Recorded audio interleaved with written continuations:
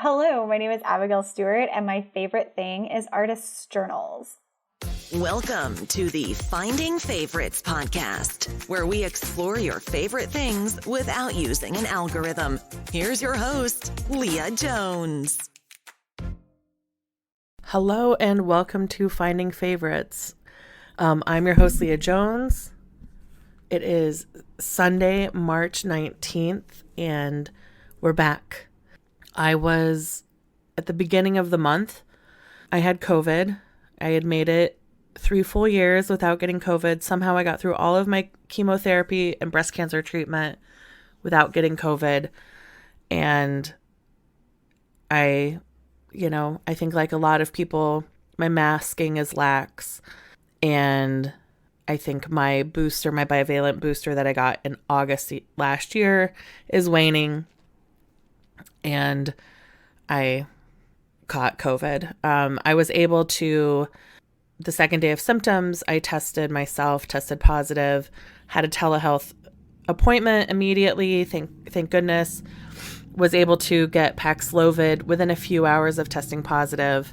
And the Paxlovid kept the COVID a minor case. I'm still trying to understand how it has interplayed with the sarcoidosis, which was the chronic illness I was diagnosed with during some of my side adventures in breast cancer treatment, because I have certainly been weaker since I had COVID, and some of the joint pain that I had that had been relieved by new medicines is back.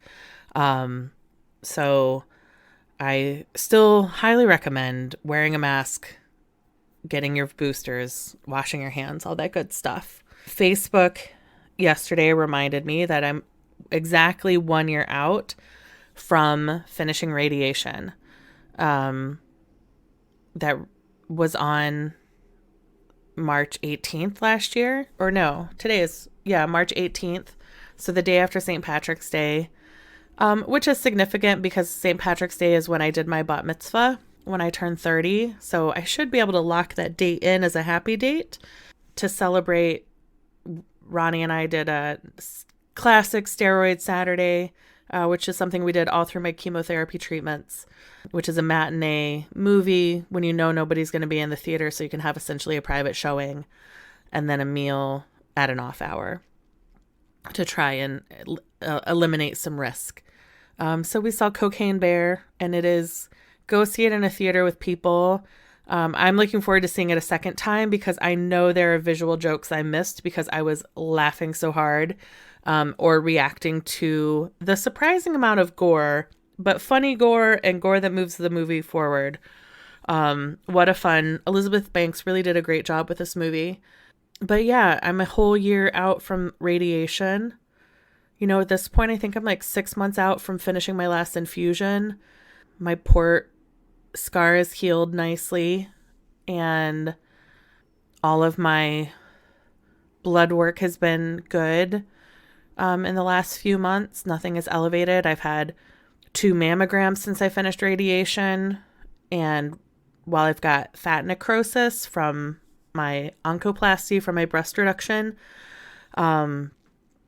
things continue to be clear from a breast cancer point of view.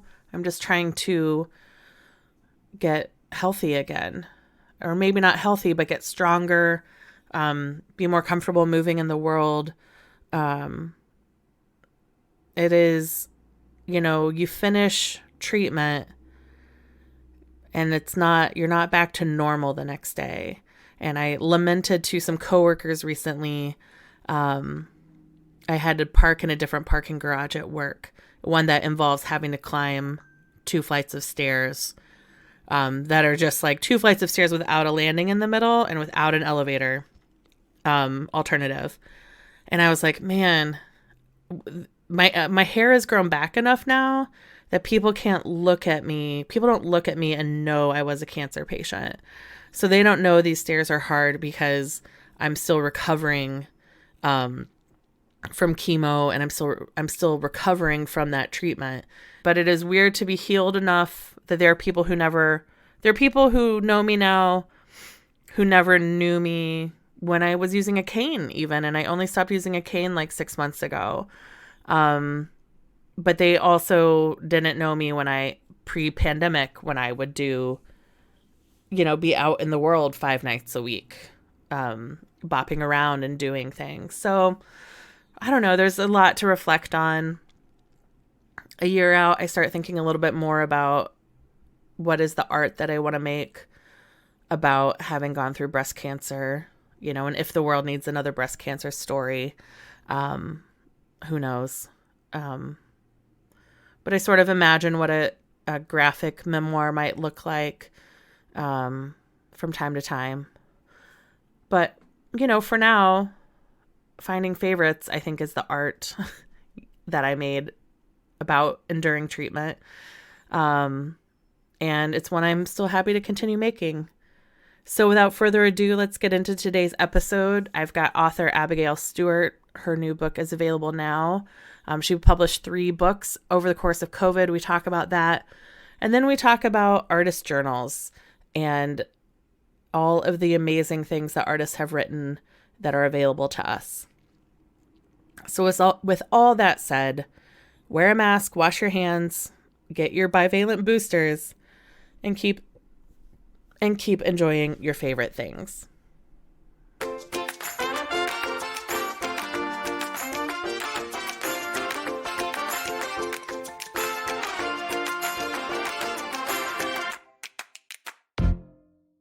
Hello and welcome to Finding Favorites. I'm your host, Leah Jones, and this is the podcast where we learn about people's favorite things and get recommendations without using an algorithm. I took a week off because COVID said you're taking a week off, but I'm so happy to be back in the podcast saddle. And today I have Abby Stewart. She has a new book out, and her third publication during COVID. A novel called Foundations. It's available on Bookshop and through her publisher. Foundations is a steely-eyed feminist multi-generational novel. Foundations is told in 3 parts following the lives of 3 women, all living in the same Dallas house in different eras, whose experiences parallel the history of women's rights struggles in the American South. Abby, how are you doing this evening? I'm pretty good. It's St. Patrick's Day. It's nice outside, and I actually just got over COVID too, so I'm feeling good to be testing negative. Oh, good. Was it a post AWP? It wasn't. No, I actually got it right before. So it was like 2 weeks before AWP, actually. Yeah. Yeah. I made it 3 years. There you go. And then I woke up a few weeks ago. I woke up in the middle of the night and I was like, oh no, it's come for me. Yeah. You're like, I'm being visited by the ghosts of COVID. Yeah. So I feel for you. Glad you're feeling better though. Yes. I do have, I will try to edit the ASMR out, but I do have a pile of cough drops next to my computer. Ooh. And a big water and a big lemonade and an inhaler. So I love that. I mean, it's so many accoutrements for the COVID era. Yeah. So Abby, I saw I think I saw a tweet from you that was like, what the question, you had quote tweeted something that was, what are things that have happened to you since the lockdown started? And you've published 3 books over the course of COVID. Yeah. So the first one, The Drowned Woman, was also published by Whiskey Tit, who put out Foundations as well. And they accepted it before COVID, but everything got pushed way back because of there was no paper, and then, the presses were closed and things like that. So they ended up all being released kind of one after the other very quickly, which wasn't the original plan, but things happen, you roll with it. So it came out basically a year ago. And then in between, a micro press called Alien Buddha Press put out a collection of my short stories. And then Foundations came out a year after The Drowned Woman. So yeah, it's been a wild ride. Wow. So I'm curious. So Supply Chain meant your first book came out later during COVID. Yes. How much of Foundations was written or edited during that maybe during the lockdown. Was any of that book created during the lockdown, or is it just the timing that they've all hit now? No, so Foundations was entirely written, edited, and accepted and published kind of during the COVID era. So, it was, I wrote it like in 2020, I think, around that time when I kind of was, the Drowned Woman publication was stalled. I knew that I wasn't going to be putting anything out like, book release wise anytime soon. So I was like, I'm just going to work on a new project and get my mind off of it. And that is what became Foundations. So amazing. I'm curious about, where did the idea of the triple timeline in one house how did that come to you? That's such a good question. I was thinking kind of about homes and what we define as our home, and really like the seen and unseen aspects of what is home. And if you think about it, as a sense of place, as most people do, these houses that we all kind of pass through, we leave something behind, whether it's like a feeling or an essence or, something imbued in the walls that's left of us whenever we leave these houses. And I've lived in the same apartment for 7 years now. But, these apartments were built in the 70s. So who knows who lived here before me. Mm-hmm. And I just love thinking about that idea that there's some kind of like surreal, I guess, maybe connection to who lived there before you and what the house meant to them, so that you could maybe, all of the women in the book are kind of following this path to find themselves, and they're kind of getting like a leg up or assist from the women that came before. Mm-hmm. And so I think that just building on the concept or the idea that there was someone here before me and like what did they kind of incidentally leave behind, I don't know. That's kind of where I came up with it. And I thought that if we stacked those on top of each other, what kind of story would it be? Yeah. And you set it in your home state of Texas? I did. So I have not written a lot of things that take place in Texas, just not for any real reason, just because I hadn't done it yet, really. And a lot of my short stories take place in where I grew up, which is East Texas. So I grew up in Houston, and I went to school in Huntsville and like Beaumont area, so closer to Louisiana. And, it's a very important sense of place for me. And so I kind of took that, but then I set it entirely in Dallas, which is not where I'm from. But I think Dallas has such an interesting, past. There's like the JFK assassination happened there. Then there's also like, everyone thinks of the Dallas Cowboy Cheerleaders, or they think of Dallas the show. Mm-hmm. And it's all these very different things that are juxtaposed together to kind of create this sense of place or understanding of what is Dallas. Is it the stockyards? Is it JFK? Is it the Cowboys? What is it? And I thought that it was just a really interesting setting for what I was also trying to do. Yeah. And you need somewhere that can have a house that would have changed hands enough times to have had a few different stories in it. And I think Dallas does give you the, not transience, but the movement to allow for that. For sure. Dallas is a very different place than it was in the 60s. Mm-hmm. So, that's kind of what I was trying to, it's very different and also very the same, I would say. But I think that, I was trying to kind of build on that concept of the building blocks, like I said before, of like what gets left behind and what gets brought forward. And so I just thought Dallas was a really great place to set that. Plus, I love their ranch style homes. I mean, like, who doesn't love Sunset Magazine and like the 1970s ranch houses? Mm-hmm. Like, I'm obsessed with them. So it was really cool to kind of get to go back through some of my old sunsets and reimagine that. That's so funny. So Chicago doesn't, literally today, I did a search on Zillow for ranch. I'm like, are there any ranch houses for sale in the city limits, because it's just like not a style of home that was built in Chicago. That we've got bungalows, 2 flats, 6 flats. There's just not a lot of 1-story single family homes, and certainly not, I guess, ranch. We had them a lot in Indiana. Yeah. Because I think the lots are wider, and I think of a ranch house as being a pretty wide house sometimes, but still kind of skinny. Yeah, and like flat, they're like, they just have that one story, and I just think they're so interesting. So I don't know why I'm drawn to them. Probably because I grew up in an area that like didn't have quite the sprawling ones that I've seen in Dallas, but Houston in the 50s still had a lot of those like really, classic 50s and 60s architectural homes that my great grandma, actually, I should say, owned one. And it was just one of those like flat kind of modular 1960s style houses. And I just was obsessed with it when I was a kid. I wanted to live in that house. And exactly what happened to her house kind of happens in the story. It got taken over by a development company after her passing.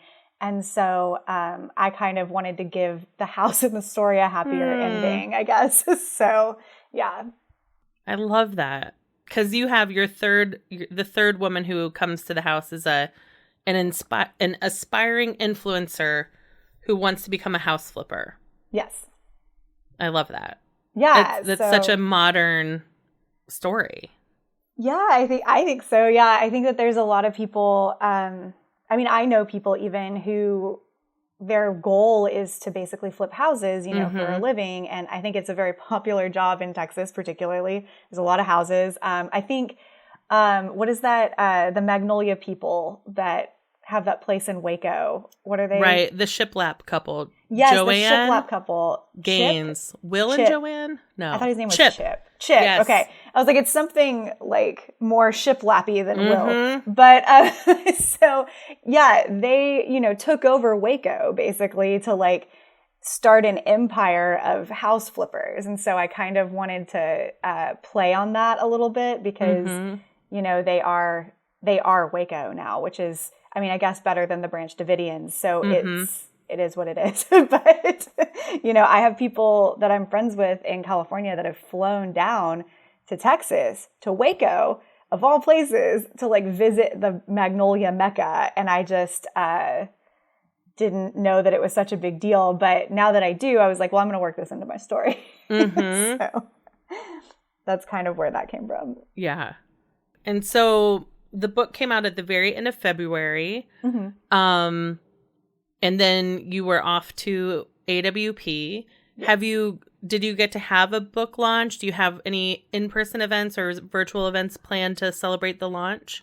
Yeah, so I actually had a really nice book launch in San Francisco. I live in Berkeley, but a lot of my writing community is in the city. So we did like a group reading, and The Racket, who's an online publication as well as a reading series, kind of threw a little party for me. So it was really nice. And then I got to read in Seattle at Outer Planet Brewing for AWP with the Whiskey Tit family. So I got to read with them as well. So I've gotten to do 2 in-person events so far, and I'm set to do one more for the Bay Area Book Festival in May, and then maybe a couple more readings here and there. So it's been really exciting because I've gotten to do a lot of in-person stuff. Did you get to do, I assume, book number 1, nothing in person? I did do, I think we went to AWP that year. So we went to Philly the year. Oh, right. It was only, you said it was a year. They were a year apart. So we were vaccinated by then. I think I had all 3 actually of the first round. So yeah, I think, but yeah, we went to Philly for the first one. And then I did do some virtual events for that one as well, just to be, safe. And the second book I didn't do like a huge event for, but we did have a little party with some readings and music and stuff. So I've gotten to celebrate pretty much all year. It's been pretty great. It's been That's like my awesome. birthday like all year. So it's been amazing. It's book year instead of a birthday month. It's so much better than a birthday month. I'm just like, yes, this is exactly what I had dreamed of as, you know, a little girl. Book month. Yes. I interviewed Cameron McKenzie a few weeks ago. Mm-hmm. And he specifically talked about the AWP in Philly and going to a reading at a bar called Fergie's. Ooh. Like having been at one reading and then everybody from that reading he was like, well, who's going where next? And all the after hours things that happen. And he was like, well, I'm going to Fergie's, this bar I know. And they all went. And then there was like an open mic. And I think one of the nice things about interviewing so many authors is that I follow everyone on Twitter and I still use Twitter.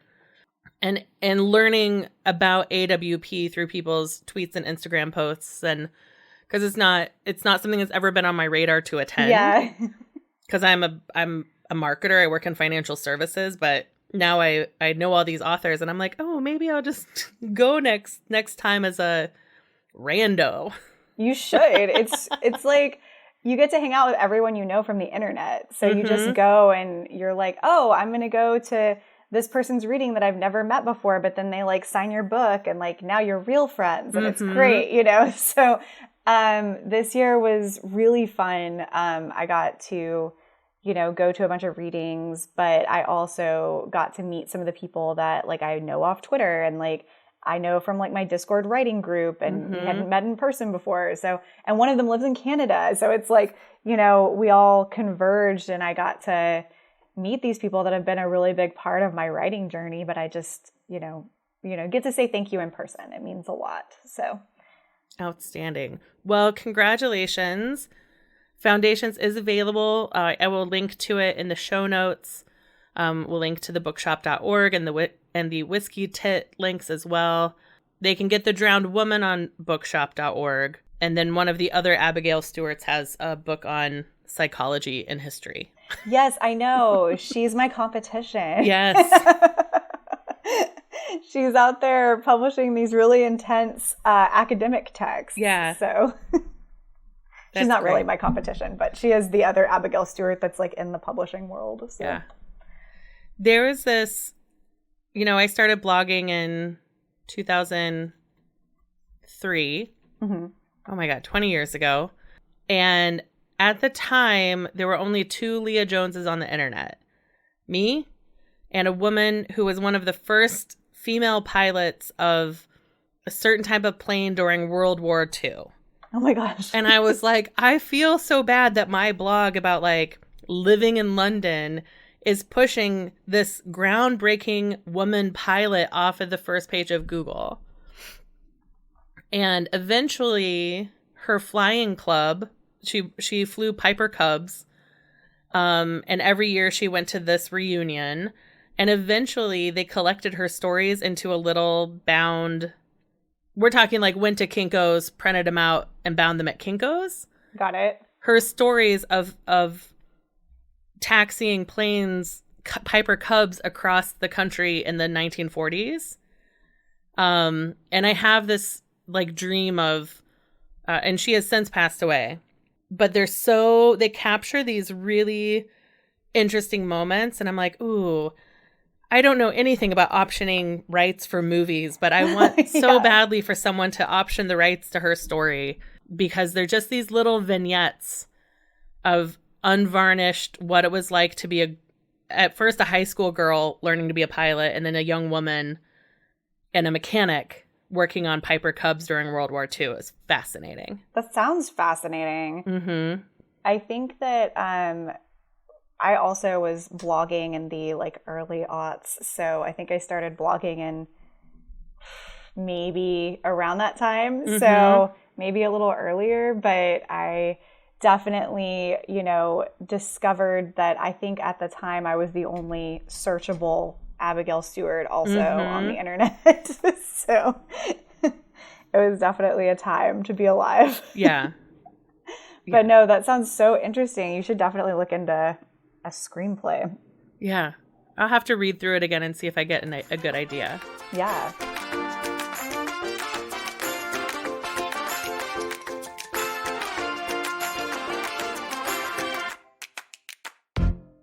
I love when people say to me, I don't really have hobbies, and then send me a list of 25 things that they could talk about. But you had on your list books that are journals, particularly if they are artist journals. And I'm so curious about that. Yeah. Yeah, I would love to talk about artist journals. So, I think that I became a fan of like diaristic writing probably, I don't know, maybe a decade ago, when I first relocated to San Francisco and read The Folded Clock by Heidi Julavitz. Mm-hmm. And it was just so good. And it was this story that was an interior story about being a woman and being a creative and all of these things. And then probably my favorite artist's journal is Daybook by Anne Truitt, who's one of my favorite artists, but I didn't know she wrote. And then I found her book and I just devoured it. I could not stop reading it. It was so fascinating to me. And basically it's called Daybook, the Journal of an Artist. Like literally that's the subtitle. And it's basically just covering these couple years of her life, starting kind of, I believe, in the 70s, like the late 70s or mid 70s, like 74. Mm-hmm. And it goes until like 76. And so it's just her daily journal. But if you look at her art, she's a minimalist sculptor, and she has these larger than life like columns that she's created that are all, color, kind of her own grammatical understanding of color. So she's explaining the world through her sense of color, I think. And particularly, she did this series of, I believe you pronounce it Arundel, series of white paintings that were like wildly unpopular. And so she writes about that in this book of putting out this art that's just wildly unpopular. And I don't think I'd ever read anything like that before, where a creative woman is saying like, I have fear, like I put this out and I'm not sure if anyone understands it or likes it. And the book is like peppered with stories of also like domesticity. So being at home, caring for her 3 kids who she has full custody of. And she's kind of dealing with that aspect, but then also trying to go out to her studio every day and create these minimalist artwork. So she's driving these columns, building them, painting them, and exhibiting them throughout these years in the book. And it talks about her exhibits, and it talks about the lead up to them, and then the critical kind of fallout after some of them and how she feels about it. But, she was a minimalist artist at a time when I think there were not very many women minimalist artists. It was a very male-dominated movement. Like you think immediately of like Rothko or someone like that, but not Anne Truitt. And so she was, kind of a pioneer.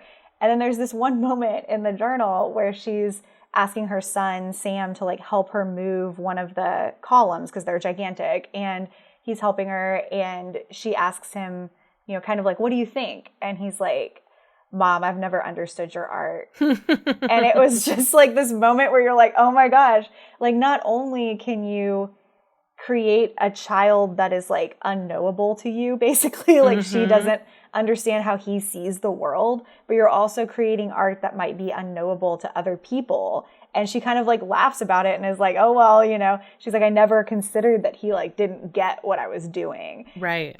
And it was just this like really intense moment of like female creator, mom, child interaction and all of these things rolled together. And I was just really moved by it. So she is just somebody that I really admire, and her writing is very good also.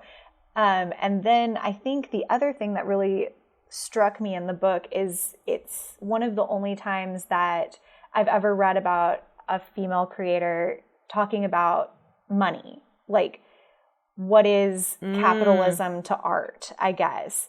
Is money, a tangential benefit? is creating as a job the ultimate goal? You know, does capitalism affect the output of art? If you're trying to make money, do you compromise what your vision is? So she like tackles the issue of finding the freedom to create, but also like the monetary shackles that bind artists. So I think I found that really interesting because I hadn't read another female creator basically saying, and she says it in the book, like, I will never be able to support myself with my art. Mm-hmm. And that's sad, you know, but it's also real. So I just admire that a lot. Yeah. So you said it was 10 years ago is when you moved to the Bay Area. Yes. Did you come across the first one of these artist journals just browsing a bookstore, or do you remember picking up the first one and realizing, oh, I need more of these? Yes. So I found Daybook actually at a used bookstore in Berkeley, randomly. And I just saw it said as a subtitle, like the Journal of an Artist. And I was like, oh my gosh, I think I've seen her works before. I have one of her art books, and I didn't like connect the two, I guess. So when I found Daybook, of course, I immediately bought it and, you know, read it voraciously. And then I went on and started kind of looking for other memoirs of artists, but also memoirs of, or I guess diaries of women. So another one that I read recently was Celia Paul's self-portrait, which is not as specifically a journal, like with dates and everything. It's more memoir writing, but also deals with her, you know, life as an artist. And she's also written the introduction to some of Anne Truitt's books. So there's a lot of like synchronicity there, I feel like. But I haven't read her newest book, but I really enjoyed Self-Portrait. And it just kind of goes into her life as an artist again, and like becoming a mother and dating this painter that was much older than her and having a son with him, and then, you know, kind of where her life goes from there. But it's super interesting. It's just like there's all of these, I guess you could call it like normal worries in these books about like being a woman, having sex, having a child, who you're dating, you know, your partner, things that all of us think about sometimes in some way. And I think that it's interesting to read, you know, I guess like the thing about domestic chores, like, oh, I need to do the dishes. I need to pick the lemons off the tree in the backyard. I need to wash the paintbrushes. But meanwhile, they're creating these like amazing, like genre defying, you know, pieces of artwork that have just, you know, in my opinion, they're both wonderful artists, and it's interesting to just read their inner thoughts. Like, I'm like, what do you think about? And they do think about art a lot. Like, there's a lot of things that are like, how do I express, you know, my feelings? I think Anne Truitt says several times, how do I set color free?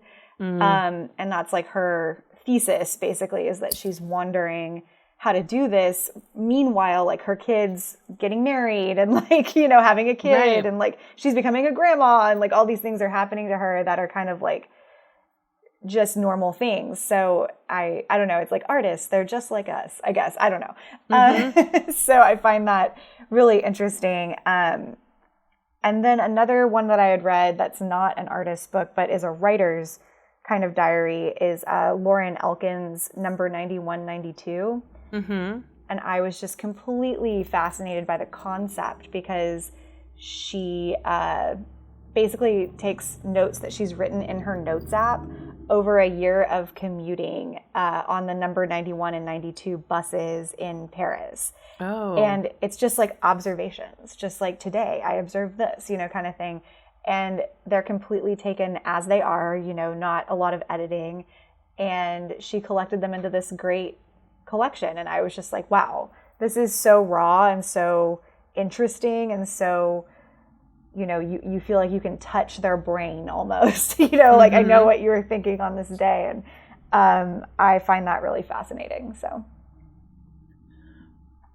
Yeah. And I think something interesting to me is, at what point do people decide they're writing for publication? Ooh. Because I was looking at Anne Truitt's, the first 2 of her journals, the audiobooks she recorded. Mm-hmm. And the third one she didn't. But I wonder, halfway through the year, did the writer you just mentioned who was just taking notes, who decided to publish her notes, like at what point did that cross her mind and you start taking notes for public consumption? Or is it many years down the line that they pull it out and they're like, okay, maybe there's something here to share?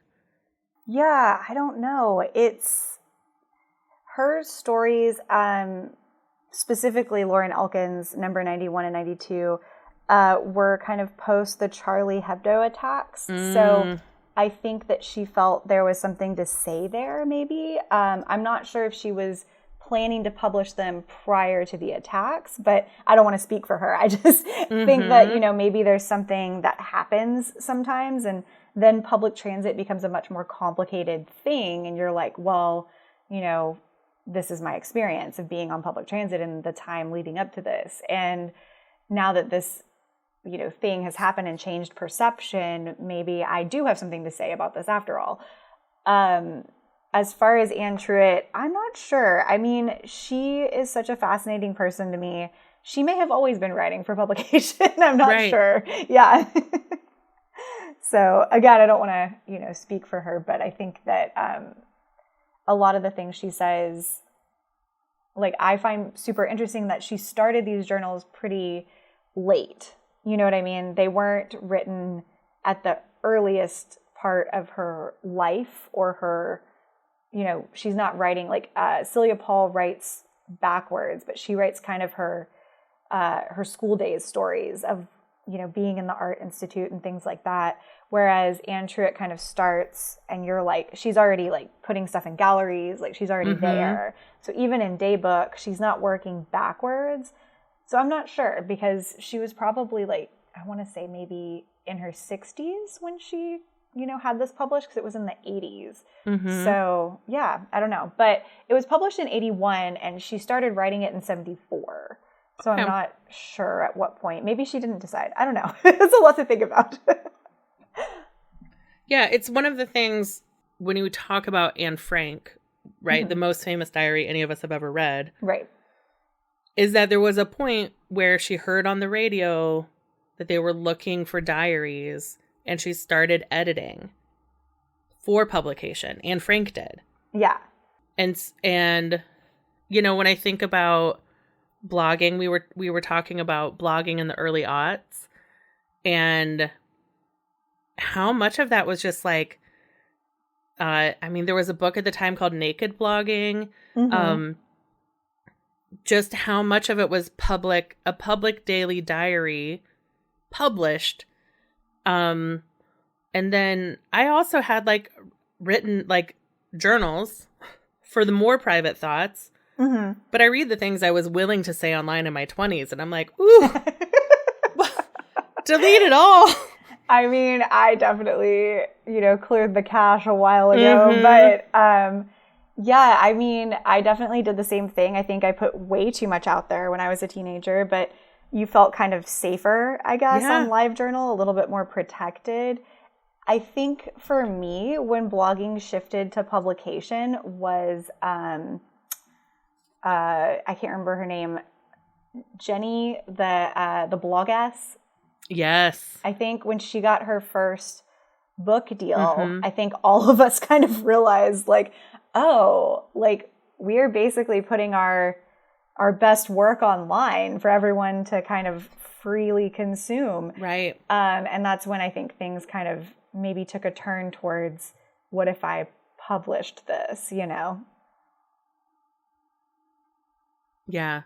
Yeah, it was, I remember the blog Her, because I used to work in social media at large agencies. So I helped build the earliest days of this terrible influencer economy we now have. I feel a lot of guilt for it. I don't do that type of work anymore. Jenny Lawson. That was her name. Yes. Yes. Okay. I was like, it just came to me. Yes, she was in Houston. So I was like all in on her blog and like initially. So. Yeah. All those bloggers, the mommy bloggers at the time. And then there was the whole other world of like Tumblr, one joke Tumblrs that became books also. Yes. And the publishers that were sourcing straight from just Tumblr blogs. Yes. They were all at Urban Outfitters, all the books. Would you ever allow your private handwritten journals, or if you type your would you ever publish your private journals? Oh, that's such a hard question. So I would maybe consider it, but my private journal is very private, and even my fiance like protects that privacy. Like he, you know, if he sees it out, he doesn't even like make eye contact with it. You know what I mean? So I don't know. At the beginning of the pandemic, I took a box of journals from my early to mid 20s, I guess, and threw them away.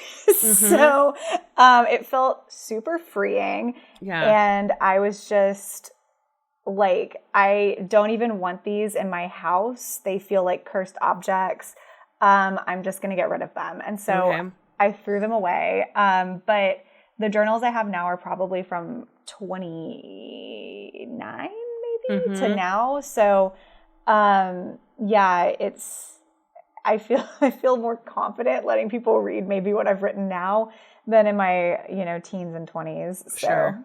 But yeah, I also don't know if I'll keep these. I might get into my 40s and I'm like, actually, I'm going to throw all my 30-year-old journals away too. And when I write in my journal, I just like, I don't think about it again. It's more like I'm getting something out and I'm putting it in a box and I'm leaving it there. And then I'm not intending it for publication.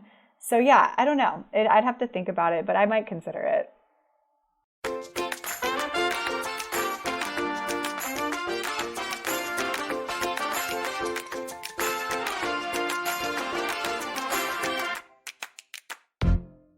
Did we talk about, I don't think we have yet, Diary of a Provincial Lady? Oh my gosh. I love that book so much. I have so many things to say about Diary of a Provincial Lady. So it sounds very 1800s to me, but maybe it's not. It's not. So Diary of a Provincial Lady is, I think the title is very tongue-in-cheek. And it was originally serialized in a 1930s newspaper in the UK, in Britain. And but it's by E.M. Delafield, and it's a collection of 4 books. At least the edition I have is. I think it was originally published as 4 books, kind of to reflect the serialized nature of it. But yeah, I picked it up actually in a Notting Hill bookshop when I was in England last year. And I just picked it up randomly because I was like, this sounds exactly like something I would read. You know, like Diary, Provincial Lady, like, yes, give this to me. I love like novels of the British countryside. Like, is it a romp across the British countryside? I will read it. So I read a lot of like, I would say 1920s to 1960s, like female British writers specifically. So anyway, I was fascinated by this. I'd never heard of it before. I picked it up and it's basically the portrait of a woman who's busy with domesticity and social obligations and just takes it upon herself to write it all down. And it's kind of the only thing she really does for herself. And I thought that was really interesting. So she was just kind of like, her husband's like, why don't you just go to bed? And she's like, because I'm writing in my diary, you know? So it's this time that she sets aside in the day of all of these different things and kind of to take time for herself. And I just thought that was really great. But the title I think of as like being pretty tongue-in-cheek because I don't think of her as being provincial. So in the 1930s, I feel like she's quite modern and feminist for her time. Like, she's actually, you know, she lives in I guess what you would call maybe a provincial area, but her social commentary is very witty, very keen observation. And it's just like all of her neighbors that come over she describes them, it's hilarious. Or I think it's hilarious. So there's like the vicar and the vicar's wife. And then Lady B that she has like disagreements about like planting tulip bulbs and different things. So it's just all the drama. But the book brings us like basically to the brink of World War II. Realistically, she dies in the 40s. And so you kind of know, like she's seeing it very hopefully, like, oh, we have gas masks, we have protection, we have things like that. And, that's kind of not what happens in reality, but her writing, is still kind of hopeful, like maybe this won't happen. And so, you end with it feeling like maybe these women that are being asked to kind of volunteer, they're like, why are we doing this if not for hope? And I think that she's like really focused on making herself a useful part of the war effort. And reading that was just, it was fascinating because it goes completely in a different direction than her living in the country house, right?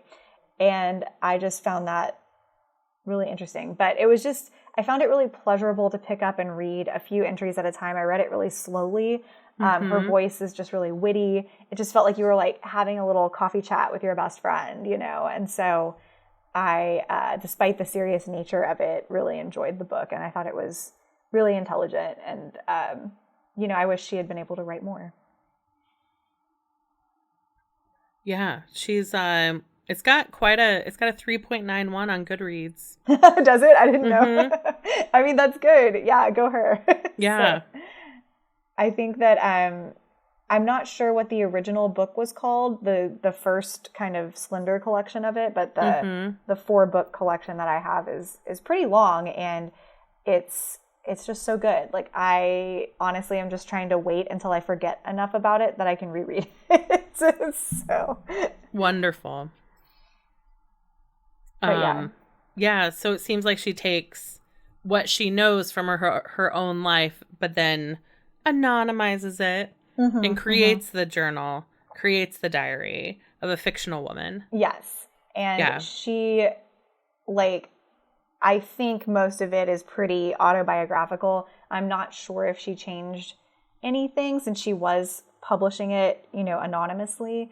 But in the book, she alludes to people knowing who she is. So, like, there's someone that comes over to tea and is like, you better stop talking about all your friends or you're not going to have any left, kind of thing. Okay. So, I think it's, like, alluded to that she may, some people in her circle may know it's her. And she ends up winning, like, a couple of little writing contests here and there. And, at the time, the 1930s in England was not a super popular time for women writers. So, sure. She's just a pioneer. She's another pioneer that's like putting her journal out there. And I mean, she obviously always went into it with the intent to publish because she was writing for a magazine, but or newspaper. I can't remember if it was a newspaper or a magazine, but I know it was serialized initially. So, I find that really interesting. It's also interesting that we don't really serialize things anymore like that, but right. I miss it.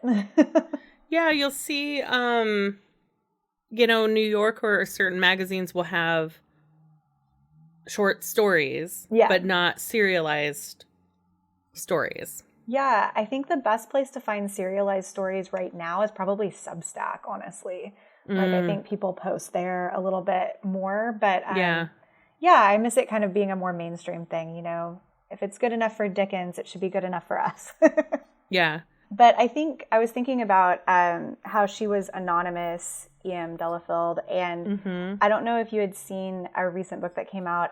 Alba de Cespedes did a book that was translated by Anne Goldstein she recently put this out. So it was published in the 50s, and it was kind of dealing with some of the same things, but it's like post World War II, and the woman in the book, Valeria, is kind of, she's writing in a forbidden notebook. So the book is actually called Forbidden Notebook. Sorry, I should have said that.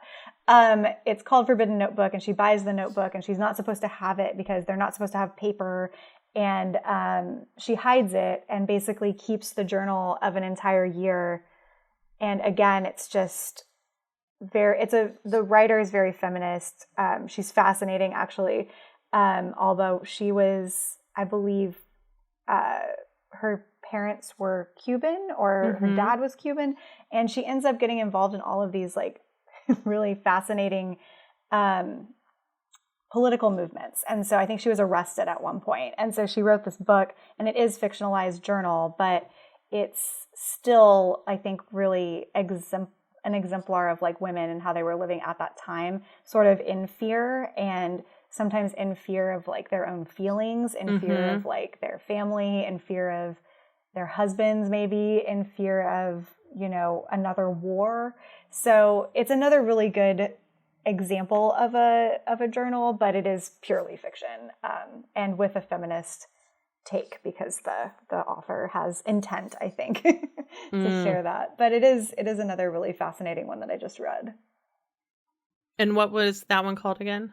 The Forbidden Notebook, or actually, I think Forbidden Notebook. Forbidden Notebook. Yeah, it's really good. So, and Anne Goldstein also translates all of Elena Ferrante. So it's, I like trust her translation, I guess. So yeah, it makes a big difference. Yeah, I really enjoyed all of Elena Ferrante's books, and I think that she's a really talented writer. But I think Goldstein's done a good job of translating her as well. And like, it's great because we get to read stuff that, you know, it's not accessible to me because I'm monolingual, but I appreciate the work of translators so much. So it's interesting. I thought initially when you talked about journals, it would be, or artist journals. I have some that are like copies of their sketchbooks. Yeah. Or people's travel journals that are, things are taped in them and it's handwritten, and it's the reproduction of a sketchbook or of a sketch diary. I don't know why just like a plain text diary didn't even cross my mind. I think when you say, you know, artist journal, you're thinking of like maybe the inspirational notebook they keep, like with paint samples and colors and things like that. And I don't know. I mean, I think of that as more like an inspirational, like mood board situation, I guess, but maybe it's not for other people. I'm not sure. But yeah, I think that, you know, having people that are writing side by side their art, I find that really interesting because you're doing two disciplines at one time and kind of expressing yourself in painting or in sculpture or whatever, and then also in word. And I find the combination really interesting. So yeah. Are there artists that have not published journals that you wish would publish? Oh, that's such a hard question. Let me think for a second. Not off the top of my head. There's not one that I'm like, oh man, like I haven't heard from them. I would really have to think about that. Anne Truitt was an exciting discovery for me. So I've kind of branched out from there, but yeah, I don't know. I'd have to think about it. Yeah, it's not an easy or fair question. Yeah, I was like, I don't know. I have so many books, but not off the top of my head. I can't think of anyone, but yeah, I'm sure that if they publish it, I would read it. So right. I guess the other thing is like I'm certain that like Georgia O'Keeffe they've published her diaries or journals or writings. And by saying I wish they would publish it, like, am I just showing that I'm ignorant that like, oh my God, Leah, there are 5 books. So that's also scary to me. I think Georgia O'Keeffe has published a collection of like, I think it's literally called Notebook or something? I think that she did publish one, but I have not read it. So I cannot speak to it, but I think it's out there. Yeah. So we have a little bit of time left. Do you mind if I ask you about cheese? I would love to talk to you about cheese. I love cheese, and I would love to have a conversation about cheese. Let's talk cheese. All right. And you said specifically queso. Oh, yes, I did. I believe that I said that because that is something that I would say. So I am from Houston, and I love queso. That's basically like if I was still on like dating apps or anything, that'd probably be my profile because I just love queso so much. But like people come to me for like my queso input, you know, that's how much I enjoy it. They're like, I found the white Velveeta, and I'm like, that is the correct Velveeta. You have to have the white Velveeta, you know? So Nice. I have, you know, deep opinions, but I actually just went at AWP. I went to a Southwestern restaurant. I think it was called Hatch, and they had pretty amazing queso fundido. So you never know where you're going to find it, you know? And if the place has a really good queso, like I will be back to eat it. I think the most interesting queso I've ever had is actually at a place in Russian River, or on the Russian River in Guerneville, and they do a goat cheese queso. And I was like, I'm sold. I will come back and have this many more times. So I don't think of goat cheese as being a melty cheese. I think it had to have been mixed with something else. Like, I don't think it was purely goat cheese. Like with a cream? Yeah, like I don't think it would have worked with just goat cheese. I didn't ask for specifics, and I should have, but I was just like so delighted that I didn't question it. I was just like, this is happening. But yeah, I just think that there's more to queso than the Velveeta Rotel combo that people do normally. And, you know, it can really be an elevated food. So, I think that's true. I encountered, so I'm from Indiana, but I lived in Durango, Colorado for 3 years. Awesome. Love Durango. And that is where I first encountered Hatch green chilies. Yes. And possibly is where I learned that people put Rotel in melted Velveeta. I don't know if I knew about that, even putting Rotel in it before I moved to Colorado. So let's be let's be fair. But Hatch green chili season, when even like at Walmart, there's someone out front charring green chilies, and you can just buy a paper bag of fresh charred green chilies. Yes. Ugh.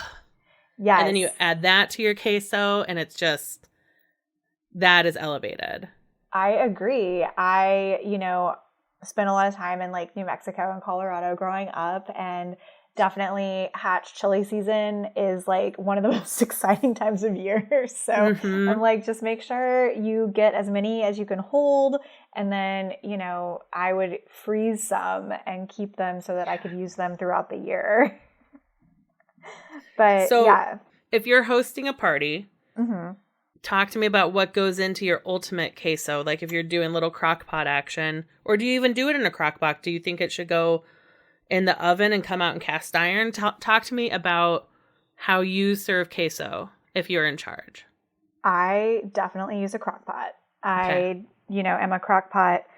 I was raised by a crock pot lady, and I have become a crock pot lady, and I accept that about myself. So I would definitely, I like to do the vegetables like separately. So I char them first, but I usually do peppers, either Hatch or jalapeno, whatever I can find. Poblano sometimes. Definitely tomatillos, and then onions. And so get those all grilled up.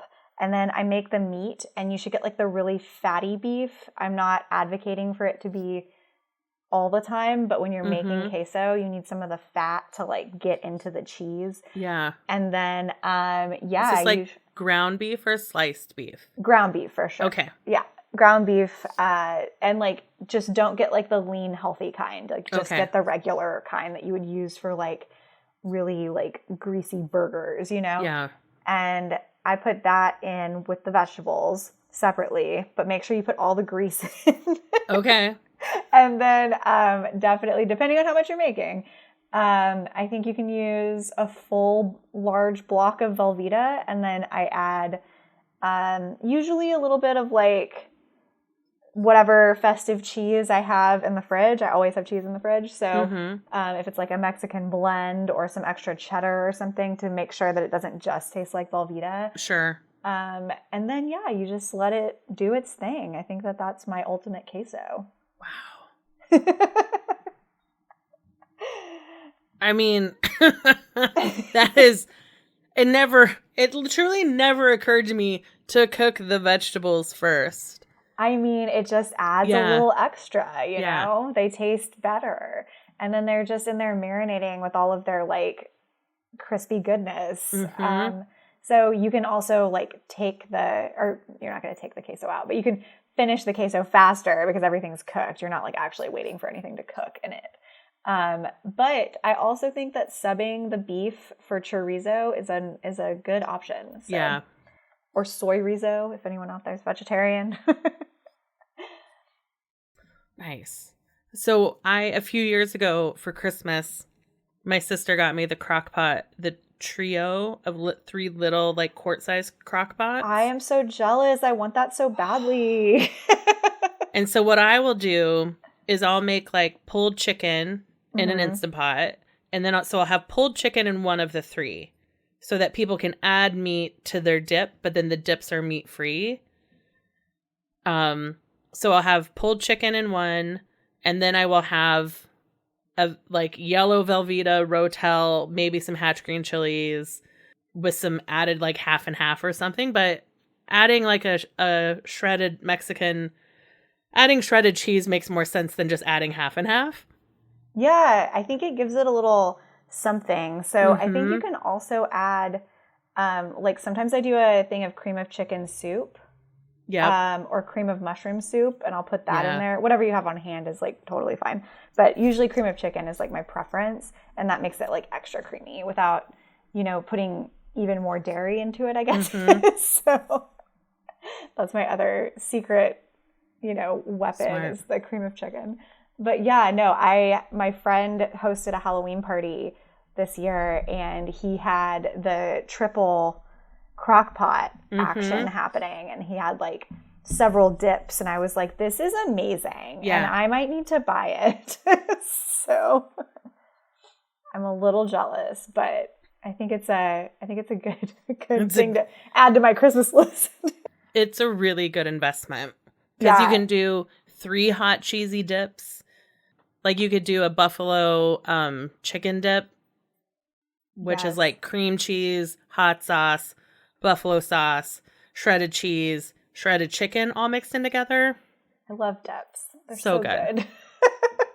I also finally gave in and bought an air fryer. So now I'm living the air frying life, which I was not prior because people kind of talked me out of it. But I really love it. I air fry everything now. So, nice. I mean, not like everything, but I, like, air fried frozen artichoke hearts the other night, and they were just crispy, and I just, like, dipped them in an aioli, and it was amazing. So, you know, I'm basically making vehicles for dips is what I'm making in the air fryer. Anything that can go into a dip, I'm like, yes, please. So my fiance makes fun of me pretty regularly for just being a dip person. Like, that's what I will have for dinner. If it's presented to me, I will just eat dip. To the point where, like, when we first started dating, I was living in San Francisco, and I was going to Safeway for groceries, and I had bought so many dips that, like, I had bought pimento cheese dip, I had bought, like, a salmon dip, I had bought something else, like a spinach dip, and I had them all in my bag, and I had bought nothing else, like, just, like, dip and then, like, vegetables and crackers, and, like, I was just going to eat dip. And the woman, see a problem with what you're talking about. I also do not see a problem with it. He wasn't actually judging me at the time, but we got up to the counter to check out, and the woman was like, "Are you having a party?" And I was like, "No." And she's like, "Maybe you should." And I was like, "No, I'm going to eat all this myself." Yeah. So that's how much I love dip. I just want to go on record. Yeah. Have you watched Only Murders in the Building? I haven't, but I hear it's good. It's very good. Martin Short's character is on an all-dip diet. I love that. Yes, that's my life. Like, I am also on an all-dip diet. Like, that's perfect. That is the life I want to live. Yeah. He's always trying to find ways to get more dip and dips from different types of restaurants and taking the dips home from a catered party. It is a running joke in the 2 seasons they've done so far is his all dip diet.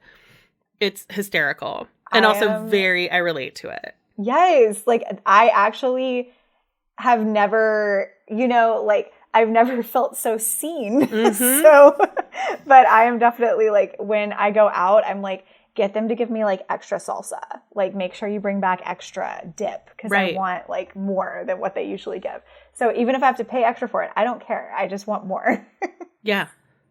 That's my life. But I would happily be on an all dip diet. That sounds perfect, actually. Goals. Well, Abby, it's been so fun getting to know you. Thank you so much for coming on Finding Favorites. Thank you for having me. This has been so fun. Where can people find you online? Well, I have a website, helloabigailstewart.com, that links to my Twitter and Instagram presence, but I am Abby_writes on Twitter and Abby_cake on Instagram. Someone already was Abby Writes, so. Yeah. It's hard. It's gotten so much harder to get to chase your username across the internet. I know. And at the time when I made it, I was blogging, but not professionally writing. Mm-hmm. And so, yeah, I was like, oh, I'll do Abby Writes as Twitter. But I have been Abby Cake on Instagram since probably 2008. So we're rolling with it. Yeah. And your new novel, Foundations, it's been available since February 28th. So people should order that and leave you a good review. I would love a lovely review for sure. And it should be orderable at your local indie as well as bookshop.org. Awesome. Well, Abby, thank you so much.